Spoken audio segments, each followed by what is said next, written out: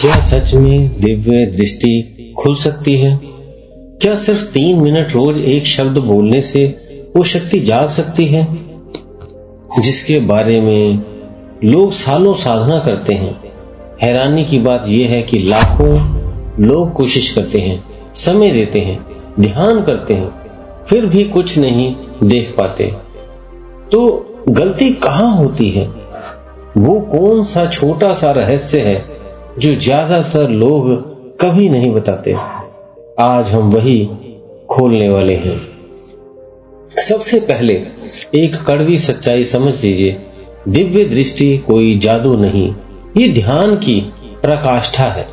ध्यान अधूरा है तो चाहे आप 1 साल बैठे या 5 साल, कुछ भी नहीं खुलेगा। लेकिन अगर मैं कहूं कि एक ऐसा शब्द प्रयोग है जिसे रोज सिर्फ 3 से 5 मिनट सही तरीके से दोहराने पर ध्यान खुद गहरा चला जाता है और दिव्य दृष्टि अपने आप जागने लगती है। ध्यान की अवस्था में ये शब्द मन में नहीं, पूरे चित्त में उतरने होते हैं। इतना गहरा कि शब्द और आप अलग ना रहें। जहां ज्यादा समय नहीं चाहिए, 3 मिनट काफी हैं। कभी कभी तो 2 मिनट भी चमत्कार देता है। अब सवाल उठता है, आखिर दिव्य दृष्टि खोले ही क्यों? क्योंकि जब ये खुलती है तो शरीर के अंदर जमी हुई बीमारियां, नकारात्मक ऊर्जा, मानसिक तनाव सब एक एक करके टूटने लगते हैं। बीपी, शुगर, थायराइड, फेफड़े के रोग, ये सब ध्यान से सामने टिक नहीं पाते। ध्यान और दिव्य दृष्टि अलग नहीं, नाम अलग है, शक्ति एक ही है। जब ध्यान इतना गहरा हो जाए कि आप तन मन अहंकार सब भूल जाए, तभी दिव्य दृष्टि अपने आप खुलती है। कई लोगों की खुल भी जाती है लेकिन उन्हें पता नहीं चलता। यही सबसे बड़ा रहस्य है। दृष्टि खुलना अलग बात है और देख पाना अलग बात। आज हम ये भी समझेंगे कि दिव्य दृष्टि खुलने के बाद भी लोग क्यों नहीं देख पाते।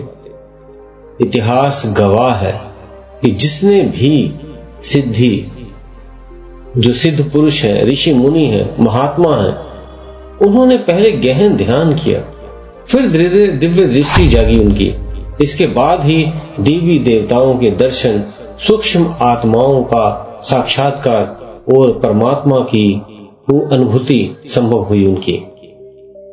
अब है दिव्य दृष्टि से आप क्या क्या कर सकते हैं। तो दिव्य दृष्टि से नकारात्मक और सकारात्मक शक्तियों को पहचाना जा सकता है।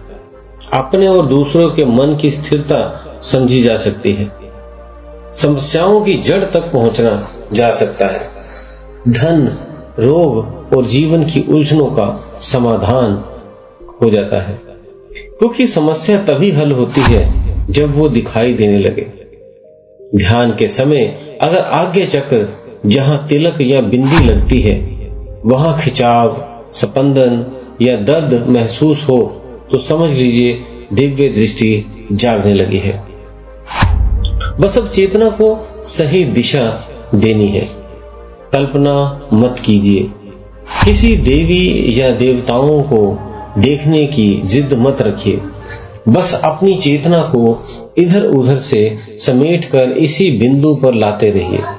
दृश्य अपने आप प्रकट होंगे। अब वो 3 मिनट का शब्द प्रयोग सुनिए, जिसे रोज बिना किसी बदलाव के दोहराना है। भविष्य काल नहीं, वर्तमान काल में मैं अपनी दिव्य दृष्टि से सब कुछ देख रहा हूँ। मैं इस क्षण सब कुछ स्पष्ट देख रहा हूँ। बस इन्हीं शब्दों को भाव, विश्वास और गहराई से। यही नियम जीवन की हर समस्या पर लागू होता है। रोग को, धन की कमी हो, व्यवसाय अटका हो, शब्द बदले, समय वही रखें, 3 से 5 मिनट, 21 दिन, और परिणाम अपने आप सामने आएगा। जब गुरु मंत्र देते हैं तो अपनी शक्ति का बड़ा हिस्सा शिष्य को सौंप देते हैं, इसलिए उसके शिष्य को थोड़ा आसान लगता है, लेकिन प्रयास फिर भी करना ही पड़ता है। अगर आप पूरे विश्वास से इन शब्दों को अंतरात्मा से बोलेंगे तो मैं दावा कर सकता हूं 21 दिन में आप खुद कहेंगे, हाँ अब मुझे दिखाई देने लगा है। जो भी इस साधना को करेगा वो अगली बार बताएगा उसकी चेतना कितनी बदली, अध्यात्म में कितनी उन्नति हुई और परमात्मा तक पहुंचने की यात्रा कहां तक पहुंची।